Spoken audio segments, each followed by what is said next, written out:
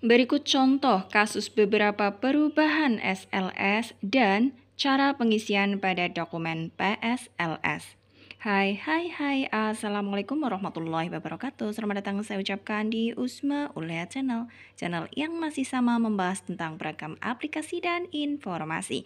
Apa kabar teman-teman semua? Semoga selalu dalam lindungan Allah Subhanahu wa taala.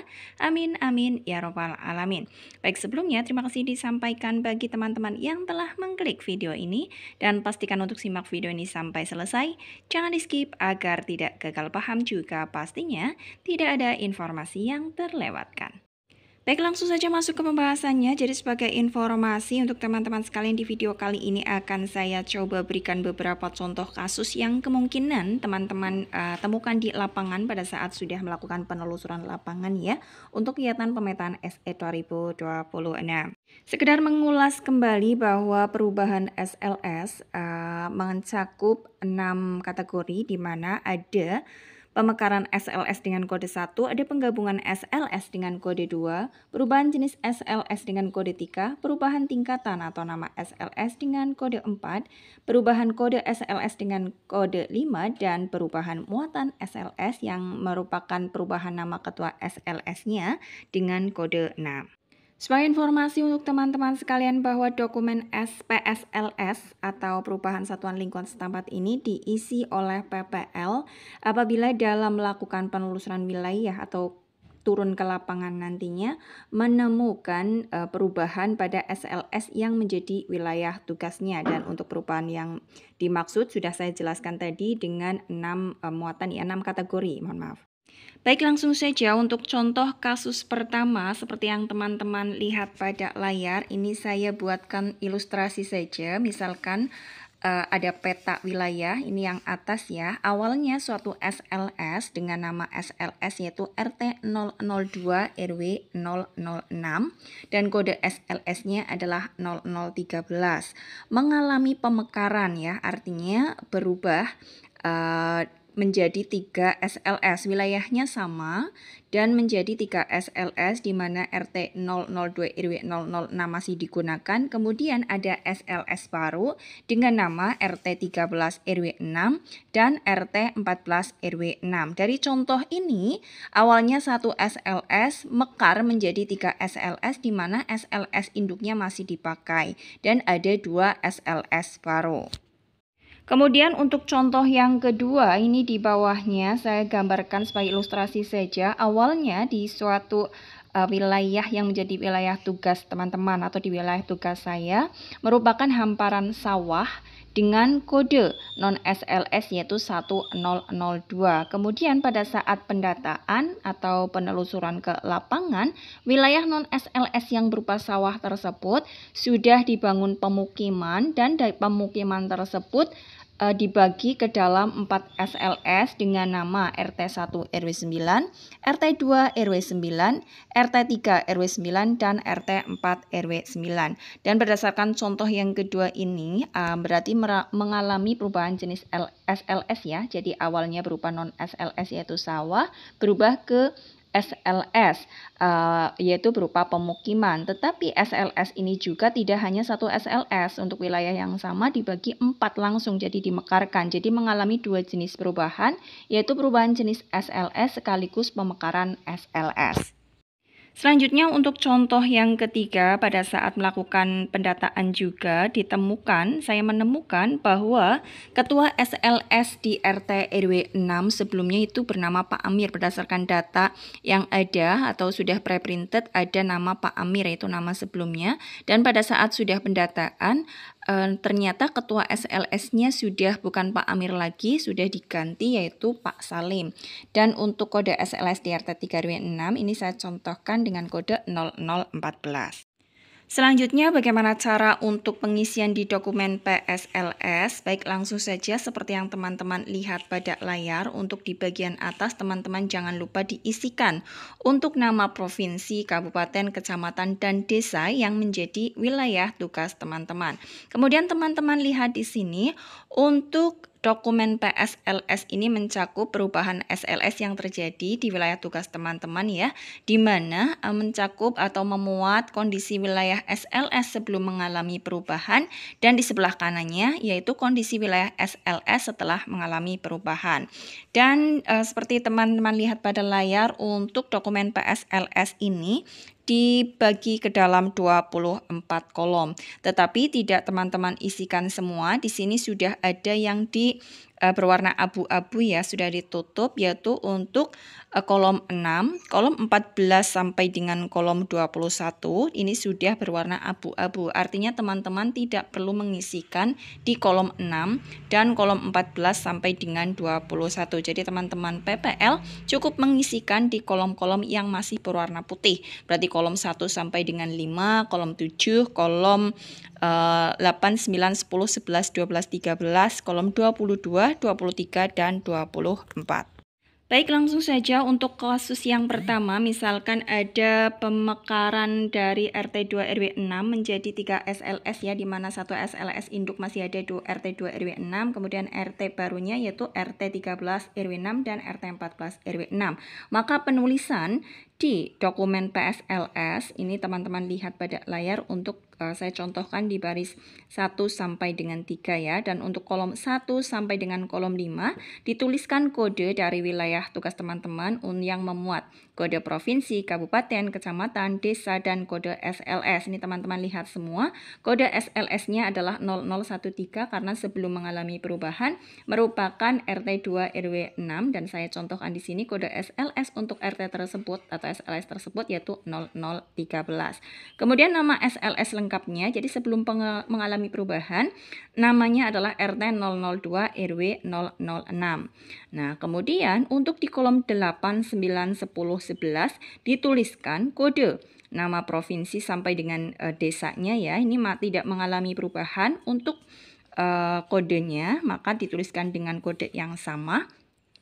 Dan sesudah mengalami perubahan, untuk nama desanya juga masih sama.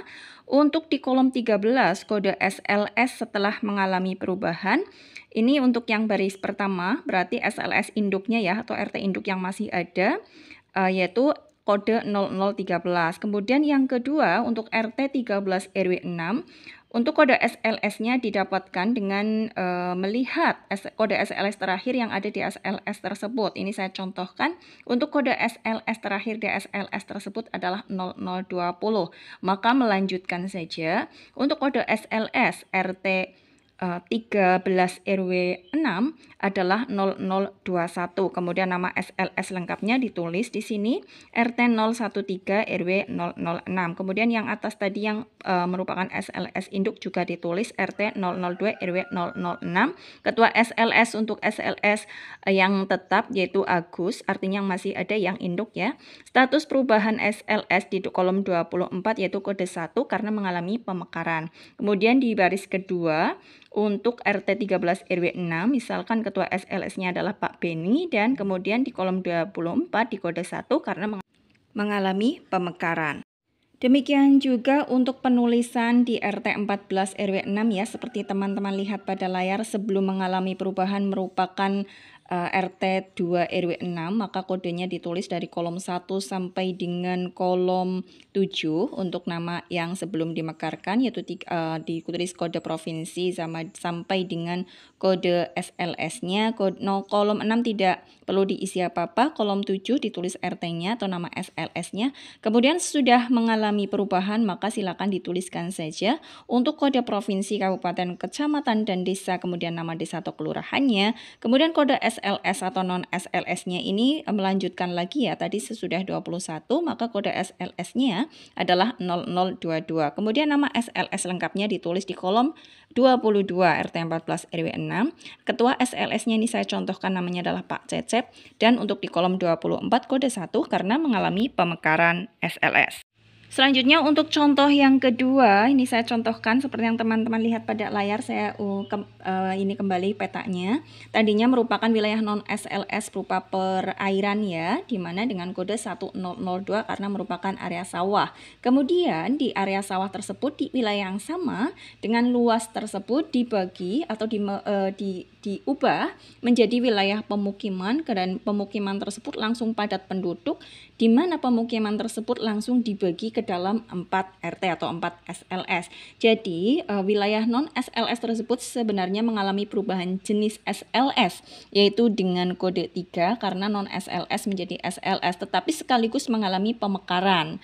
Maka ada dua jenis perubahan ya, dan untuk penulisan di dokumen PSLS-nya kita tuliskan ini langsung saja ya, untuk di baris ke 4 sampai dengan baris ke 7 ya, dimana untuk kolom 1 sampai dengan kolom 5 ditulis kodenya provinsi, kabupaten, kota, kecamatan, provinsi, kabupaten, kota, atau kecamatan, kemudian desa atau kelurahan, dan kode non SLS-nya awalnya adalah 1002.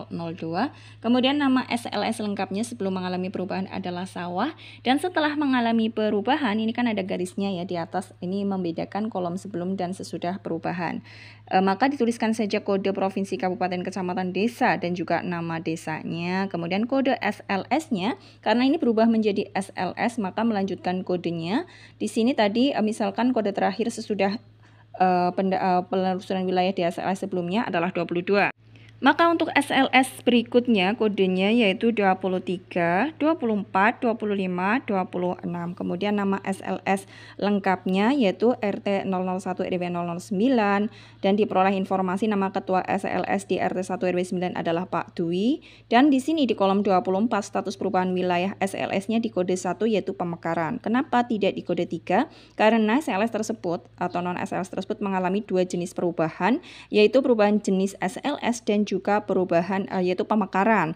Maka karena mengalami dua jenis perubahan diambil dengan kode yang kecil, 1 dan 3, 1 lebih kecil. Maka di kolom 24-nya dituliskan dengan kode 1 yaitu yang mengalami pemekaran. Demikian juga untuk di RT 2 RW 9-nya, RT 3 RW 9, dan RT 4 RW 9-nya ya. Maka untuk kodenya tinggal melanjutkan, nama SLS-nya juga tinggal ditulis, dan ketua SLS-nya dituliskan sesuai dengan kondisi di lapangan. Dan untuk status perubahan wilayahnya sama yaitu di kode 1.